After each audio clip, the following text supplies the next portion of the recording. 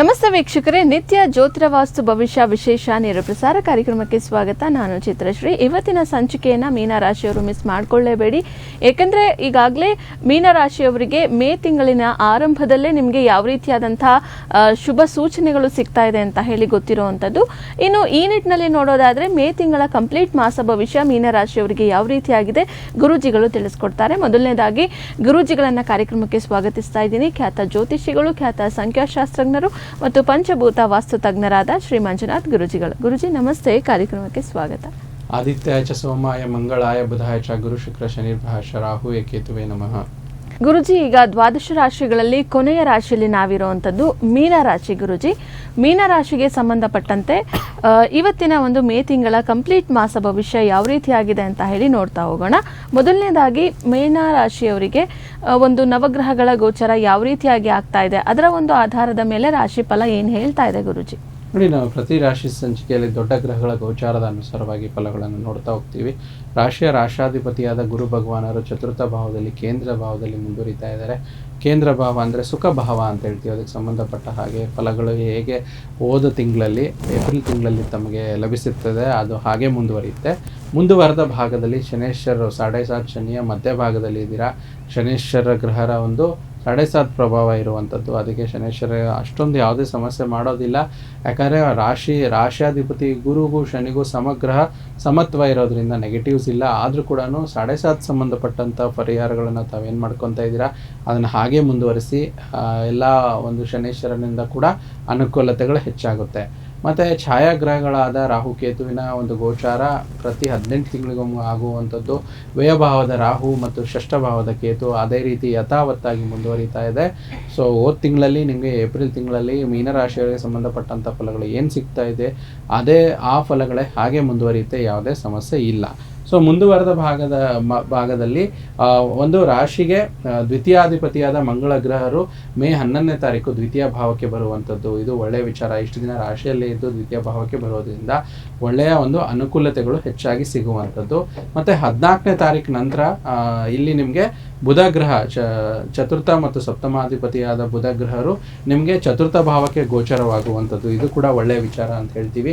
15ನೇ ತಾರೀಕು ನಂತರ ನಿಮಗೆ ಸೂರ್ಯ ಗ್ರಹರು ಕೂಡ ಸಪ್ತಮಾಧಿಪತಿಯಾಗಿ ತೃತೀಯ ಭಾವದಲ್ಲಿ ಬರುವಂಥದ್ದು. ಸೊ ಗೋಚಾರದಲ್ಲಿ ಉಚ್ಚ ಸ್ಥಿತಿಯಲ್ಲಿ ಬರುವಂಥದ್ದು. ಇದು ಕೂಡ ನಿಮಗೆ ಒಳ್ಳೆಯ ವಿಚಾರ ಅಂತ ಹೇಳ್ತೀವಿ. ಮತ್ತು 15ನೇ ತಾರೀಕು ನಂತರ ಭಾಗ್ಯಾಧಿಪತಿಯಾದ ನಿಮಗೆ ಮಂಗಳ ಗ್ರಹರು ಕೂಡ ಗೋಚಾರ ಒಳ್ಳೆಯ ಫಲಗಳನ್ನು ಕೊಡುತ್ತೆ. ಷಷ್ಠ ಮತ್ತು ಲಾಭಾಧಿಪತಿಯಾದ ಶುಕ್ರ ಗ್ರಹರು ಕೂಡ ನಿಮಗೆ ಸಪ್ತಮ ಭಾವದಲ್ಲಿ ಗೋಚಾರ ಆಗುವಂಥದ್ದು. ಸೊ ಮತ್ತು ಬುಧ ಗ್ರಹರು ಗೋಚಾರ ಕೂಡ ನಿಮಗೆ ಈ ತಿಂಗಳ ಅಂತ್ಯದಲ್ಲಿ ಜರುಗುವಂಥದ್ದು. ಹಾಗೆ ಕ್ರಮವಾಗಿ ಶುಕ್ರ ಮತ್ತು ಬುಧನ ಗೋಚಾರ ಫಲ ಒಂದು ಒಳ್ಳೆಯ ಪರಿವರ್ತನಾ ರಾಜಯೋಗದಲ್ಲಿರುವಂಥದ್ದು. ಇನ್ನು ಆಚರಣೆ ವಿಚಾರದಲ್ಲಿ ಒಂದು ವಿಶೇಷವಾಗಿ ರಾಮಭಕ್ತ ಆಂಜನೇಯ ಸ್ವಾಮಿಯ ಒಂದು 11ನೇ ತಾರೀಕು ಒಂದು ಆಚರಣೆ ಇರುವಂಥದ್ದು. ಅದೇ ರೀತಿ ಮೇ 16ನೇ ತಾರೀಕು ಜ್ಯೇಷ್ಠ ಮಾಸ ಅಮಾವಾಸ್ಯೆ ಕೃಷ್ಣ ಪಕ್ಷ ತಿಥಿ ಎಂದು ಶನೇಶ್ವರ ಜಯಂತಿ ಆಚರಿಸಲಾಗ್ತಿರುವಂಥದ್ದು. ಆಮೇಲೆ ಅಧಿಕ ಮಾಸ ನಿಮಗೆ 16ನೇ ತಾರೀಕು ನಂತರ ಮೇ 16ರಿಂದ ಅಧಿಕ ಮಾಸ ಪ್ರಾರಂಭ ಆಗುವಂಥದ್ದು. ಇಷ್ಟೊಂದು ಆಚರಣೆಗಳು ಈ ಒಂದು ಮಾಸದಲ್ಲಿ ಮೇ ತಿಂಗಳಲ್ಲಿ ಈ ಮೀನರಾಶಿಯವರಿಗೆ ಜರುಗುತ್ತಾರೆ. ಗುರುಜಿ, ನೀವು ತಿಳಿಸಿರೋ ಪ್ರಕಾರ ನವಗ್ರಹಗಳ ಗೋಚರದ ಪ್ರಭಾವ ವಿಸ್ತೃತವಾಗಿ ನೋಡೋದಾದ್ರೆ ಇದು ಯಾವ ರೀತಿಯಾಗಿ ಮೇ ತಿಂಗಳು ಕಂಪ್ಲೀಟ್ ನಡ್ಕೊಂಡು ಹೋಗುತ್ತೆ ಅಂತ ಹೇಳಿ ಗುರುಜಿ? ನೋಡಿ, ಇಲ್ಲಿ ವಿಸ್ತೃತ ಗ್ರಹಗಳ ಗೋಚಾರ ಪ್ರಭಾವದಲ್ಲಿ ಚತುರ್ಥ ಭಾವದಲ್ಲಿ ಇರುವಂಥ ಗುರುಗ್ರಹರು ನಿಮಗೆ ಚತುರ್ಥಕ್ಕೆ ಕೇಂದ್ರ ಭಾವದ ಫಲಗಳು ಚೆನ್ನಾಗಿ ಕೊಡ್ತಾ ಇದೆ. ಇನ್ನೇನು 1 ತಿಂಗಳ ಕಾಲ ಗುರುಬಲ ಪೂರ್ಣ ಪ್ರಮಾಣದಲ್ಲಿ ಮೀನರಾಶಿಯವರಿಗೆ ಅದು ಕೂಡ ಉಚ್ಚ ಗುರುವಿನ ಪರಿಸ್ಥಿತಿಯಲ್ಲಿ ಉಂಟಾಗುತ್ತೆ. ಅದು ಜೂನ್ ತಿಂಗಳಲ್ಲಿ ಬರುತ್ತೆ, ಜೂನ್ 2ರಂಥ ಗೋಚಾರ ಫಲ. ಅಲ್ಲಿವರೆಗೂ ಚತುರ್ಥ ಭಾವದಲ್ಲಿ ಕೂಡ ಸುಖ ಸೌಕರ್ಯ ಭಾವ ಮಾತೃಸ್ಥಾನ ಅಂತ ಹೇಳ್ತೀವಿ, ಅನುಕೂಲತೆ ಹೆಚ್ಚಾಗಿರುತ್ತೆ. ಒಂದು ಮನೆ ತಗೋಬೋದು, ಪ್ರಾಪರ್ಟಿ ತಗೋಬೋದು, ಒಂದು ವೆಹಿಕಲ್ ತಗೋಬೋದು, ತುಂಬ ಚೆನ್ನಾಗಿರುವಂಥದ್ದು. ಚತುರ್ಥ ಭಾವ ಒಂದು ಮಾತೃ ಸೌಖ್ಯ ತುಂಬ ಚೆನ್ನಾಗಿರುತ್ತೆ. ತಾಯಿಯಿಂದ ಕಾಳಜಿ ಮತ್ತು ನಿಮಗೆ ಇರುವಂಥ ಕೆಲಸ ಕಾರ್ಯಗಳಲ್ಲಿ ಕಂಫರ್ಟ್ ಇರುತ್ತೆ. ಯಾರು ವರ್ಕ್ ಫ್ರಮ್ ಹೋಮ್ ಮಾಡ್ತಿದ್ದೀರ ಮೀನರಾಶಿಯವರಿಗೆ ಅವ್ರಿಗೂ ತುಂಬ ಚೆನ್ನಾಗಿರುತ್ತೆ. ಆದರೆ ಸ್ವಲ್ಪ ಈ ಮೀನರಾಶಿಯವರಿಗೆ ನಡೀತಾ ಇರುವಂಥ 7.5 ಶನಿ ಎಲ್ಲವಿದ್ರೂ ಕೂಡ ಸ್ವಲ್ಪ ಅನುಭವಿಸೋಕ್ಕಾಗೋದಿಲ್ಲ. ಅಂದರೆ ತಲೆ ಮೇಲೆ ಏನೋ ಒಂಥರ ಪ್ರೆಷರ್ ಇರುವಂಥದ್ದು, ಒಂಥರ ಕ್ಲಾರಿಟಿ ಇಲ್ಲದೆ ಇರುವಂಥದ್ದು. ಸ್ವಲ್ಪ ಶನೇಶ್ವರ ಗ್ರಹದಿಂದ ಆ ಒತ್ತಡಗಳು ಸ್ವಲ್ಪ ಜಾಸ್ತಿ ಇರುತ್ತೆ. ಒತ್ತಡ ನಿರ್ವಹಣೆಗೆ ತಾವೇನು ಶನೇಶ್ವರ ಸಂಬಂಧಪಟ್ಟಂಥ 7.5 ಶನಿಗೆ ಪರಿಹಾರಗಳು ಆಗಲೇ ತಾವು ಮಾಡ್ತಾ ಇದ್ದರೆ, ಉದಾಹರಣೆಗೆ ಶನಿ ಚಾಲಿಸ ಹೇಳುವಂಥದ್ದು, ಶನೇಶ್ವರ ಸ್ವಾಮಿ ದೇವಸ್ಥಾನಕ್ಕೆ ಭೇಟಿ ನೀಡುವಂಥದ್ದು, ಹೀಗೆ ಹಲವಾರು ರೀತಿಯಲ್ಲಿ ಪರಿಹಾರಗಳನ್ನು ತಾವೇನು ಮಾಡ್ಕೊತಾ ಇದ್ದೀರಾ ಸೊ ಅದನ್ನು ಮುಂದುವರಿಸಿದ್ರೆ ಸಾಕು ಅಂತ ಹೇಳ್ತೀವಿ. ಅದೇ ರೀತಿ 11ನೇ ತಾರೀಕು ನಂತರ ಬರುವಂಥ ಮಂಗಳ ಗ್ರಹ ದ್ವಿತೀಯಾಧಿಪತಿ ದ್ವಿತೀಯಕ್ಕೆ ಗೋಚಾರ ಆದಾಗ ಧನ ಧಾನ್ಯ ಸಂಪತ್ತು ಕುಟುಂಬದ ವಿಚಾರವಾಗಿ ತುಂಬ ಹೆಚ್ಚಾಗಿ ಅನುಕೂಲ ಆಗುವಂಥದ್ದು, ಫೈನಾನ್ಷಿಯಲಿ ಅನುಕೂಲ ಆಗುತ್ತೆ, ಮತ್ತು ಹೊಸ ಆದಾಯದ ಮಾರ್ಗಗಳು ಸಿಗುತ್ತೆ. ಮಂಗಳ ಭಾಗ್ಯಾಧಿಪತಿ ಕೂಡ ಆಗುವಂಥದ್ದು, ವಿಶೇಷವಾಗಿ ತಂದೆಯ ಅನುಗ್ರಹ ಗುರುವಿನ ಅನುಗ್ರಹದಿಂದ ಒಂದು ಒಳ್ಳೆಯ ಆರ್ಥಿಕ ಲಾಭ ಆಗುವಂಥದ್ದು ಮತ್ತು ಆರ್ಥಿಕ ಸದೃಢತೆ ಚೆನ್ನಾಗಿರುತ್ತೆ. ಮೇ ತಿಂಗಳಲ್ಲಿ ಎಲ್ಲನೂ ನಾವು ಮಾಡಬೇಕಂದ್ರೆ ಒಂದು ಫೈನಾನ್ಸ್ ಅಂತ ನಾವೇನು ತಗೊತೀವಿ, ಆ ಫೈನಾನ್ಸ್ ವಿಚಾರದಲ್ಲಿ ಮಂಗಳ ಗ್ರಹದಿಂದ ಹೆಚ್ಚಿನ ಅನುಕೂಲತೆಗಳು ಒದಗಿ ಬರುವಂಥದ್ದು. ಅದೇ ರೀತಿಯಾಗಿ ಇಲ್ಲಿ ಮಂಗಳನ ಜೊತೆಯಲ್ಲಿ ಗೋಚಾರವಾಗುವಂಥ ಗ್ರಹ ಬುಧ ಗ್ರಹ, ತಮಗೆ ಚತುರ್ಥ ಮತ್ತು ಸಪ್ತಮಾಧಿಪತಿಯಾದ ಬುಧ ಗ್ರಹರು ತೃತೀಯ ಭಾವದಲ್ಲಿ ಧೈರ್ಯ ಸಾಹಸ ಪರಾಕ್ರಮಕ್ಕೆ ಸ್ಥಾನವಾಗಿರುವಂಥ ತೃತೀಯ ಭಾವದಲ್ಲಿ ಗೋಚರ ಆಗೋದ್ರಿಂದ ನಿಮಗೆ ಸ್ವಲ್ಪ ಕೆಲವೊಂದು ವಿಚಾರದಲ್ಲಿ ಇನ್ವೆಸ್ಟ್ಮೆಂಟ್ಸ್ ಆಗಿರ್ಬೋದು ಮತ್ತು ಮ್ಯಾರೇಜ್ ಆಗಿರ್ಬೋದು, ಮ್ಯಾರೇಜ್ ಡಿಸಿಷನ್ಸ್ ಆಗಿರ್ಬೋದು, ಅದನ್ನು ಸ್ವಲ್ಪ ಈ ತಿಂಗಳಲ್ಲಿ ಡಿಲೇ ಮಾಡಿಕೊಂಡ್ರೆ ಒಳ್ಳೆಯದು. ಅದು ಸ್ವಲ್ಪ ನಿಧಾನ ಅಂತ ನಾವು ಹೇಳ್ತೀವಿ.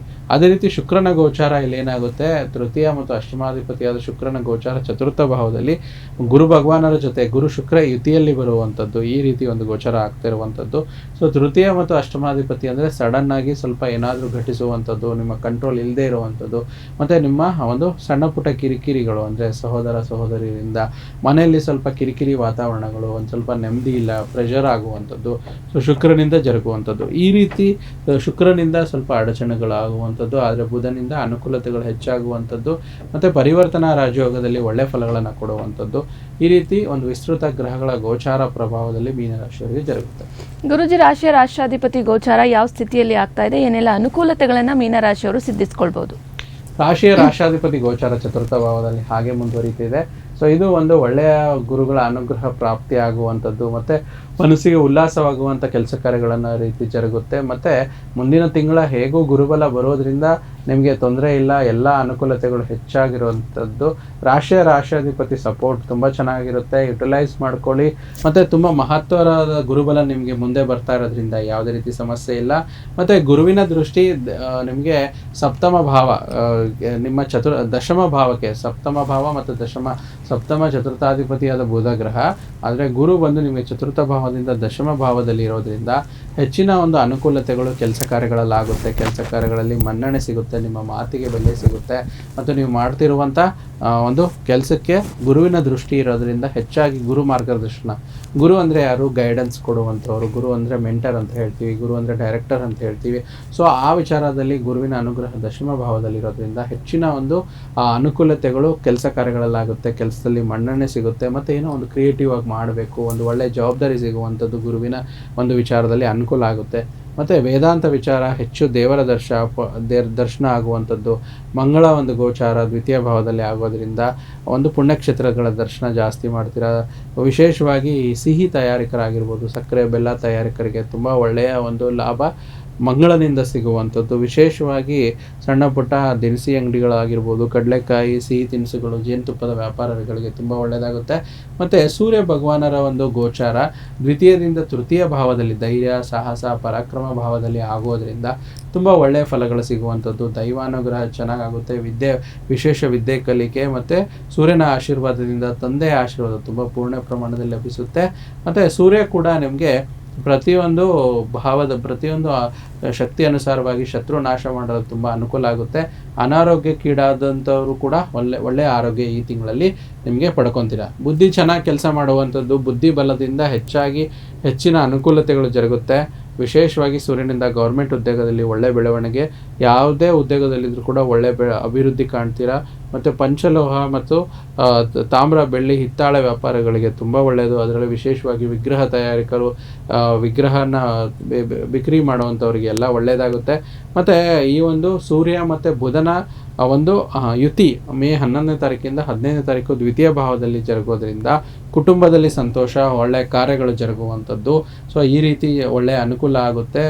ಮಂಗಳ ಬಂದು ಒಂದು ಭೂಮಿ ಪುತ್ರನಾಗಿರುವುದರಿಂದ ಈ ಒಂದು ಬರುವಂಥ ಮೇ ತಿಂಗಳಲ್ಲಿ ಏನು ಜರುಗ್ತಾ ಇದೆ ಪ್ರಸ್ತುತವಾಗಿ ಮೀನರಾಶಿಯವರು ಭೂಮಿಯಿಂದ ಅನುಕೂಲ ಮಾಡುವಂಥದ್ದು, ವಿಶೇಷವಾಗಿ ಮತ್ತು ಅಗ್ನಿಗೆ ಸಂಬಂಧಿತವಾಗಿರುವಂಥ ಕೆಲಸ ಮಾಡುವಂಥವ್ರು ಯಾರು, ವೆಲ್ಡಿಂಗು, ಗ್ಯಾಸ್ ಕಟ್ಟಿಂಗು ಈ ರೀತಿ ಮಾಡುವಂಥವ್ರು, ಆಭರಣ, ಚಿನ್ನ, ಬೆಳ್ಳಿ ತಯಾರಿಕರಿಗೆ ಅದ್ಭುತವಾದ ಸಮಯ. ಮತ್ತು ಕಬ್ಬಿಣ ಕರಗಿಸಿ ಮಾಡುವಂಥವ್ರಿಗೆ ತುಂಬ ಚೆನ್ನಾಗಿರುತ್ತೆ. ಮತ್ತು ಒಳ್ಳೆಯ ಇಂಡಸ್ಟ್ರೀಸ್ ವಿಚಾರದಲ್ಲಿ ಅದರಲ್ಲೂ ಇಂಪೋರ್ಟ್ ಎಕ್ಸ್ಪೋರ್ಟ್ ಬಿಸ್ನೆಸ್ ಮಾಡ್ತಿರೋರಿಗೆ ತುಂಬ ಒಳ್ಳೆಯದಾಗುತ್ತೆ. ಸಾಹಸಮಯ ಕೆಲಸ, ಸ್ವಲ್ಪ ಸ್ಪೋರ್ಟ್ಸಲ್ಲಿ ಇರುವಂಥವ್ರು, ಆರ್ಮಿ, ಡಿಫೆನ್ಸು, ಪೊಲೀಸು ಇದರಲ್ಲಿ ಇರುವಂಥವ್ರಿಗೆ ತುಂಬ ಒಳ್ಳೆಯದು. ಅದರಲ್ಲಿ ವಿಶೇಷವಾಗಿ ಮಂಗಳ ಬಂದು ಪೊಲೀಸ್ನ ಸೂಚಿಸುವಂಥದ್ದು, ದೇಶ ಕಾಯುವಂಥವರಿಗೆ ತುಂಬ ಹೆಚ್ಚಿನ ಅನುಕೂಲ ಮೇ ತಿಂಗಳಲ್ಲಿ ಈ ಒಂದು ಮೀನರಾಶಿಯವರಿಗೆ ಜರುಗ್ತಾ ಇದೆ. ಅದರ ಜೊತೆಯಲ್ಲಿ ದಶಮಾಧಿಪತಿ ಕೂಡ ಇಲ್ಲಿ ಗುರುಗ್ರಹಣೆ ಆಗುವಂಥದ್ದು, ಭಾಗ್ಯಾಧಿಪತಿ ಕೂಡ ಮಂಗಳ ಆಗಿರೋದ್ರಿಂದ ಹೆಚ್ಚಿನ ಜನಮನ್ನಣೆ ಗಳಿಸುವಂಥದ್ದು, ಹೆಚ್ಚಿನ ಹೊಗಳಿಕೆ ಸಿಗುವಂಥದ್ದು, ಒಳ್ಳೆಯ ಭೂಮಿ ಬಲ ಮತ್ತು ಒಳ್ಳೆಯ ಆಸಕ್ತರಿಗೆ ಒಳ್ಳೆಯ ಯೋಗಗಳು ಒಂದು ಮಂಗಳನಿಂದ ಸಿಗುವಂಥದ್ದು. ಗುರುಜಿ, ಇನ್ನು ಕೊನೆಯದಾಗಿ ನಕ್ಷತ್ರಗಳ ಅನುಸಾರ ಯಾವ ರೀತಿಯಾದಂಥ ಫಲಗಳು ಮೀನರಾಶಿಯವರಿಗೆ ಮೇ ತಿಂಗಳಿನಲ್ಲಿ ಸಿಗ್ತಾ ಇದೆ, ಮತ್ತು ಒಂದು ಯಾವ ರೀತಿಯಾದಂಥ ಸೂಚನೆ ಮತ್ತು ಪರಿಹಾರವನ್ನು ಅವ್ರು ಫಾಲೋ ಮಾಡಬೇಕು? ನೋಡಿ, ಮೀನರಾಶಿಯವರಿಗೆ ಬಹಳ ಮುಖ್ಯವಾಗಿ 3 ನಕ್ಷತ್ರಗಳು, ಪೂರ್ವಭಾದ್ರ, ಉತ್ತರಭಾದ್ರ, ರೇವತಿ ನಕ್ಷತ್ರ. ಪೂರ್ವಭಾದ್ರ ನಕ್ಷತ್ರದವರಿಗೆ ಇರುವಂಥ ಸಾಲಗಳು ತೀರಿಸ್ತೀರಾ, ಮತ್ತು ಸಣ್ಣ ಪುಟ್ಟ ಹಣಕಾಸಿನ ನೆರವು ಕೂಡ ನಿಮಗೆ ಒಳ್ಳೆಯ ಒದಗಿ ಬರುವಂಥದ್ದು. ಉತ್ತರಭಾದ್ರ ನಕ್ಷತ್ರದವರಿಗೆ ಹೆಚ್ಚಾಗಿ ಒಂದು ಆರ್ಥಿಕವಾಗಿ ಮತ್ತು ಸಾಮಾಜಿಕವಾಗಿ ಒಂದು ಸದೃಢಗೊಳ್ತೀರಾ, ಮತ್ತು ಹೆಚ್ಚಿನ ಒಂದು ಇವೆಂಟ್ಸು ಅಲ್ಲಿ ಇಲ್ಲಿ ನಿಮಗೆ ಇನ್ವಿಟೇಷನ್ಸ್ಗಳು ತುಂಬ ಚೆನ್ನಾಗಿ ಬರುತ್ತೆ. ಅದರಲ್ಲೂ ಕೂಡ ವಿಶೇಷವಾಗಿ ಸಂಬಂಧಿಕರಾಗಿರ್ಬೋದು, ತುಂಬ ದಿನದಿಂದ ಮಾತಾಡ್ತಾ ಇಲ್ಲ, ಸಮಸ್ಯೆಗಳಿದ್ದರೂ ಕೂಡ ಈ ಮೇ ತಿಂಗಳಲ್ಲಿ ಅದೆಲ್ಲ ಸರಿ ಹೋಗಿ ಅವರಿಂದ ಒಂದು ಆಹ್ವಾನ ಬರುವಂಥದ್ದು ಫಂಕ್ಷನ್ಗೆ ಆ ರೀತಿ ಜರುಗುತ್ತೆ. ರೇವತಿ ನಕ್ಷತ್ರದವರಿಗೆ ಒಂದು ಹೊಸ ಜವಾಬ್ದಾರಿ ಈ ತಿಂಗಳಲ್ಲಿ ಮೇ ತಿಂಗಳಲ್ಲಿ ಕಾಯ್ತಾ ಇದೆ, ಅದು ಒಳ್ಳೆಯ ಜವಾಬ್ದಾರಿ. ಸೊ ಪರಿಹಾರಗಳಿಷ್ಟೇ. ಆದಷ್ಟು ಒಂದು ಶನೇಶ್ವರನ ಒಂದು 7.5 ಮುಂದುವರಿಯುತ್ತಿರೋದ್ರಿಂದ ಶನಿಗೆ ಬಲಪಡಿಸ್ಕೊಳ್ಳಿ. ಸ್ವಲ್ಪ ಬಡಬಗ್ಗರಿಗೆ, ನಿಸ್ಸಹಾಯಕರಿಗೆ, ನಿರ್ಗತಿಕರಿಗೆ ಸಹಾಯ ಮಾಡಿ. ಅವರಿಗೆ ಆದಷ್ಟು ಒಂದು ಊಟ, ಅಕ್ಕಿ, ಏನು ಬಟ್ಟೆ, ಏನು ಸಹಾಯ ಸಿಗುತ್ತೋ ಅದನ್ನು ಮಾಡಿ. ಶನೇಶ್ವರನ ಮೂಲ ಮಂತ್ರ ಓಂ ಪ್ರಾಂ ಪ್ರೀಂ ಪ್ರೋಂ ಸಹ ಶನೇಶ್ವರಾಯ ನಮಃ ಅಂತ ಬರುತ್ತೆ. ಇನ್ನೊಂದ್ಸತಿ ಹೇಳ್ತೀನಿ, ಓಂ ಪ್ರಾಂ ಪ್ರೀಂ ಪ್ರೋಂ ಸಹ ಶನೇಶ್ವರಾಯ ನಮಃ ಅಂತೇಳಿ ಪಶ್ಚಿಮಾಭಿಮುಖವಾಗಿ ಮಾಡಿಕೊಂಡು ಸೂರ್ಯೋದಯದ ನಂತರ ಸೂರ್ಯ ಅಸ್ತದ ನಂತರ ಸಂಜೆ ಇದನ್ನು ಪಶ್ಚಿಮಾಭಿಮುಖ ಮಾಡಿ 108 ಬಾರಿ ಜಪ ಮಾಡಬೇಕು. ಅದರ ಜೊತೆಯಲ್ಲಿ ಆದಷ್ಟು ಬುಧವಾರದತ್ತು ಕೃಷ್ಣ ಭಗವಾನ್ ಅಥವಾ ವಿಷ್ಣು ಭಗವಾನನ ಆರಾಧನೆ ಮಾಡಿಕೊಳ್ಳುವಂಥದ್ದು, ಬೆಣ್ಣೆಯನ್ನು ಅರ್ಪಿಸುವಂಥದ್ದು ಕೃಷ್ಣ ಅಥವಾ ವಿಷ್ಣು ಭಗವಂತನಿಗೆ, ಮತ್ತು ತುಳಸಿಯ ಮಾಲೆ, ಗಾರ್ಲ್ಯಾಂಡ್ ಅಂತ ಏನು ಹೇಳ್ತೀವಿ, ತುಳಸಿಯ ಮಾಲೆಯನ್ನು ಕೊಡೋದ್ರಿಂದ ತುಂಬ ಒಳ್ಳೆಯದಾಗುತ್ತೆ. ಮತ್ತು ಸೂಚನೆ ತಾವು ಕೇಳಿದ್ರಿ, ಆದಷ್ಟು ಹಸಿ ಹುಲ್ಲನ್ನ ಹಸುಗಳಿಗೆ ಕೊಡುವಂಥದ್ದು ಗುರುವಾರದ ಸಂಜೆ ಗೋಧೂಳಿ ಸಮಯದ ನಂತರ, ಅದರಿಂದ ಮೀನರಾಶಿಯವರಿಗೆ ಹೆಚ್ಚಿನ ಬಲ ಸಿಗುವಂಥದ್ದು. ಈ ಸಲಹೆ ಸೂಚನೆ ಮೀನರಾಶಿಯವರಿಗೆ ಓವರಾಲ್ ಆಗಿ 100ರಲ್ಲಿ 60% ಚೆನ್ನಾಗಿದೆ, 40% ಈ ಒಂದು ಪರಿಹಾರಗಳಾಗಿರ್ಬೋದು ಮತ್ತು ಸೂಚನೆಗಳನ್ನು ಪಾಲಿಸೋದ್ರಿಂದ ತುಂಬ ಒಳ್ಳೆಯದಾಗುತ್ತೆ. ಗುರುಜಿ, ಇಷ್ಟೊತ್ತು ಕೂಡ ನಮ್ಮ ಜೊತೆ ಇದ್ದು ಮೀನರಾಶಿಗೆ ಸಂಬಂಧಪಟ್ಟಂತೆ ಕಂಪ್ಲೀಟ್ ಮೇ ತಿಂಗಳ ಮಾಸ ಭವಿಷ್ಯವನ್ನು ತಿಳಿಸ್ಕೊಟ್ಟಿದ್ದೀರಾ ಗುರುಜಿ. ಜೊತೆಗೆ ಸೂಚನೆಯನ್ನು ಕೂಡ ಫಾಲೋ ಮಾಡೋದಕ್ಕೆ ನಮ್ಮ ವೀಕ್ಷಕರಿಗೆ ತಿಳಿಸ್ಕೊಟ್ಟಿದ್ದೀರಾ. ಧನ್ಯವಾದಗಳು. ಕೃಷ್ಣಾರ್ಪಣಮಸ್ತು. ವೀಕ್ಷಕರ, ಇವತ್ತಿನ ಸಂಚಿಕೆಯನ್ನು ಇಲ್ಲಿಗೆ ಮುಗಿಸ್ತಾ ಇದ್ದೀವಿ. ಮತ್ತೊಂದು ಸಂಚಿಕೆಯಲ್ಲಿ ಸಿಗೋಣ. ನೋಡ್ತಾ ಇರಿ ಪ್ರಗತಿ ಟಿವಿ, ಇದು ನಿಮ್ಮಿಂದ ನಿಮಗಾಗಿ.